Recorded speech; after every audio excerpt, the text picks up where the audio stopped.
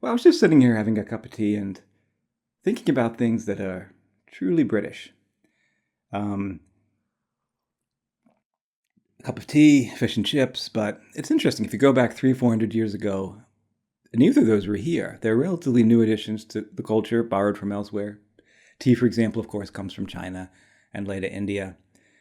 To offer somebody a cup of tea with sugar in England in the late 1700s was to really show off a bit. You'd have to be quite wealthy and sophisticated to do it. Tea had to be imported from India on one expanse of the empire, and sugar imported from the Caribbean on the other end. India and the Caribbean and their relationship to the British Empire absolutely shaped Jane Austen and her writing. But hold that thought. I'll come back to it in a minute. I wanted to talk first about Warren Hastings and his house, his story, and, of course, his connection to Jane Austen. In particular, as I mentioned in the last video on Jane Austen, Warren Hastings is the inspiration for the character Colonel Brandon in her book Sense and Sensibility. Warren Hastings, one of the architects of the British Empire in India, lived at Daylesford House after he returned from India, and that's just across the road from Addlestrop Park, where Jane's extended family lived and we talked about last time. Daylesford House Garden is open one day a year to visitors, but they don't allow photographs. So I don't have anything specific to show you about his house. But instead I'm going to show a few photos of Addlestrop and also of the Batsford Arboretum and Garden Center, which is about 5-10 miles north of Warren Hastings' house, and is a good example of what a big country house garden in this part of the country looks like in the spring. So who is Warren Hastings? Hero? A villain? My simple view on it is Britain, Spain, France, others were competing for global empire building, and we'd have to blame much of Europe for the ills of their respective empires. There's a specific person, or even perhaps a specific country, who can be blamed for the harm that the individual empires caused, and they did. The British Empire certainly did in many places, and Warren Hastings himself caused real harm. Hastings, it would seem, caused real harm above and beyond what the British Empire was already doing. So I propose he was simply not a great man. And to understand what Warren was doing and what it meant for Jane Austen, and how she thought about him and the British Empire, a quick background's needed. And that is the British Empire started as a trading partner in North America, the West Indies, India, southern tip of Africa, Australia, and elsewhere. And by the 1700s, or the late 1700s anyway, it had become a colonizer in many of those places. By that point, the people who lived in these places, they're often Brits themselves who had moved there and settled there, started to say, King George, we actually don't really want you around much anymore. And of course, that led to the 1776 Declaration of Independence by Thomas Jefferson, the American colonies. But anyway, the point is, if you're the British Empire and the places that you are operating in are unanimously saying, we'd rather not have you here, I think that's the moment when everything changes. And Britain can no longer say, beyond that point, that the empire is giving railroads or religion or laws. And at least that just giving those things justifies anything else that they're doing. So by the late 1800s, the British Empire had really changed. It was in full looting mode in India and Southern Africa. And of course, then the British Empire comes to an end in the early mid-1900s. In the late 1700s, we have Warren Hastings leading the looting of India. Just as in the late 1800s, it was Cecil Rhodes in Southern Africa who created the De Beers diamond monopoly, who created laws that reduced African voting rights and led to the apartheid system. Yeah, they don't have a positive legacy. Rhodes should not have a statue in downtown Oxford, but that's a topic for another time. But in particular, these two men used British guns to murder thousands of locals, and they personally profited greatly from all the looting that they were doing and that they led. I'll give you an example. Warren Hastings used British company troops to invade one region of India, to conquer it. so that he could sell it to another region. And he ordered the killing of Indians who stood in his way. And Warren Hastings had the opportunity at any point to say, hold on, let's respect the lives of the people living here, let's build inclusive and peaceful trading relationships, but he didn't. There's a problem today, though, in getting everyone to agree that these men should not have statues and should not be celebrated, and that is that they were the British Empire. To vilify them is to vilify the empire and all the institutions and people who supported it and who benefited from it. Warren Hastings led the British Empire in India in the late 1700s, and during that time he was challenged by a colleague, Philip Francis, who accused him of misconduct of the Indian people, rightfully so. And so Hastings shot him. Then Hastings came back to Britain to retire, but instead he was arrested and impeached for misconduct in India. And although he was acquitted after a long 7-year and high-profile trial, the empire may have deserved a lot of the blame, but Hastings, and I think this is an important point, was put on trial by his own people in his own time for an exceptional level of misconduct. With the British Empire in India, we don't have to uncover new facts or create new perspectives or even look at Warren Hastings through the long arc of history. We look at what people said about him who knew him in his own time. Hastings' contemporaries said it all publicly and perfectly in the very moment when it was happening. Horace Walpole in Parliament said, and I quote, "We have murdered, deposed, plundered, usurped. Think of the famine in Bengal, in which 3 million perished, being caused by a monopoly of provisions by the servants of the East India Company." Edmund Burke, at the start of the Hastings trial, said, "I impeach Warren Hastings, Esquire, of high crimes and misdemeanors. I impeach him in the name of all the commons of Great Britain, whose national character he has dishonored. I impeach him in the name of the people of India, whose laws, rights, and liberties he had subverted, whose properties he has destroyed, whose country he has laid waste and desolate." Pretty strong words from people who knew him. Ultimately, Hastings was acquitted. The general sense was that England owed him Britain's supremacy in India, which was a point of national pride, and for some, perhaps a small number of people, still is. And they thought that his ruthlessness was necessary to achieve that. But Hastings was broke after the trial, and he hobbled back to his family home in Daylesford.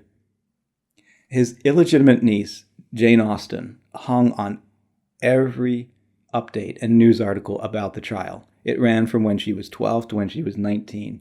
And as I mentioned, she wrote the character of Colonel Brandon based on him as she began writing what became Sense and Sensibility around the age of 19. The same age when she first visited her cousin's house in Addlestrap, which is about a mile away from Warren Hastings' house, and she most likely met him for the first time on that trip. Well, I've introduced this term illegitimate niece, which is a bit of a strange term. The story is that Jane's aunt, Philadelphia, married a man, and they moved to India. They became friends with the Hastings. After Warren's wife died, he allegedly fathered a child with Philadelphia, whom they named Eliza, and he set up a 10,000-pound trust for her.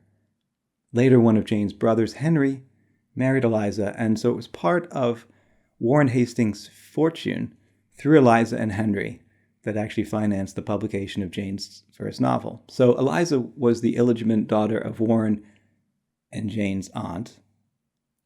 Eliza was Jane's cousin, so I call Warren Jane's illegitimate uncle. Anyway, Warren Hastings and Eliza were obvious inspirations for the character Colonel Brandon, and there's also a character named Eliza in Sense and Sensibility. Well, why does all of this matter? And what does it matter to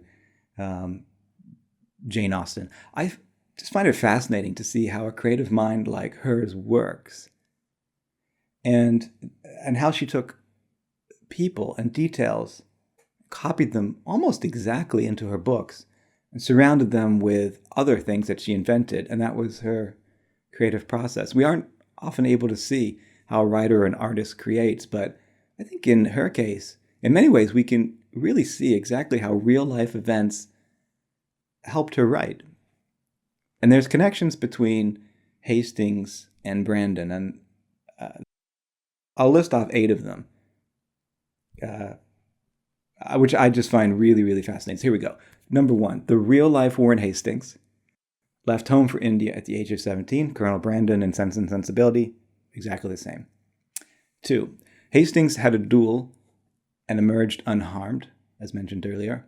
Brandon in Sense and Sensibility, exactly the same. Number 3, Hastings' family home is called Daylesford. Colonel Brandon's family home is called Daylesford. 4, Hastings' first wife was Mary. In Sense and Sensibility, Brandon marries Mary Ann. Number 5, Hastings has an illegitimate daughter named Eliza, although not everybody knows about it. Some characters in Sense and Sensibility believe Brandon has an illegitimate daughter named Eliza. Number 6, Hastings left India in 1784. Austen scholars have determined that Brandon did the same, that he was in India 1779 to 1784, although Jane Austen doesn't explicitly say so.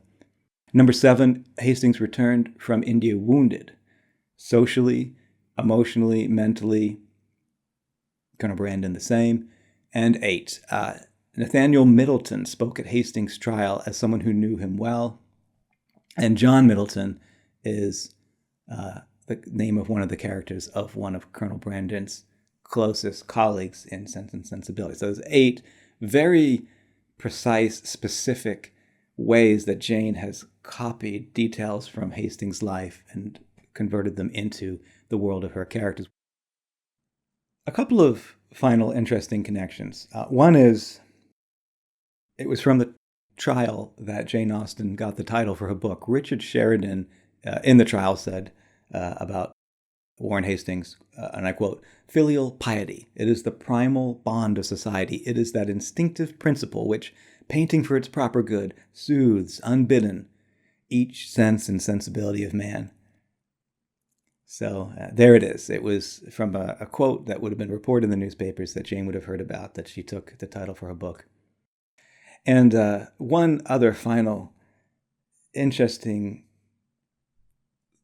thought about Warren Hastings, Colonel Brandon, and what Jane was thinking about when she wrote the book, and that is that Colonel Brandon's presence in India from 1779 to 1784 is significant. It was during this period the British were weakened by the American Revolution and faced defeat in India.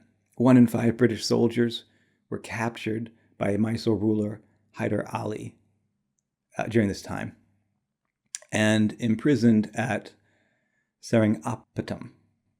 Jane was aware of this, as books and memoirs by soldiers were published shortly after as they came back, and these soldiers returned defeated, both mentally and physically. Some were forcibly circumcised, for example. So biographer Linda Robinson Walker suggests that Colonel Brandon was one of these soldiers, and that explains his social and mental defeatism in Jane's book. Jane was a curious and fearless writer and would have absorbed these stories and would have imagined the soldiers' experiences upon their return. Well, anyway, back to cups of tea. Tea from India and the sugar from the Caribbean. Apart from Colonel Brandon, Jane largely ignores the British in India and certainly does not condemn their presence there. But of course, in Mansfield Park, Sir Thomas Bertram's fortune comes from slavery in Antigua, and Jane uses this to criticize the British activities in the Caribbean. In fact, she names the book Mansfield Park in honor of the real-life Lord Mansfield, a politician who worked to abolish slavery in the British colonies. Some have attributed the difference in how Jane treated the British in India to how she thought about the British in the Caribbean, to the fact that she had family connections to Warren Hastings, and his Indian fortune, as I mentioned, financed her book. And some people say because of that, maybe she was easy on India. But I don't actually think that's right. In Jane's time, the British in the Caribbean had slaves. The British in India did not. There was a sugar boycott in 1792 as a popular revolt against slavery in the Caribbean. At the same time, though, Indian spices and Indian fabrics were highly sought after. So it was, I think it's more that the British in India was just seen very differently from the British in the Caribbean during her time. Anyway, if you want to hear more about Jane Austen and Adlestrop, please see my last video, and I will stay with Jane Austen in the next one. See you then.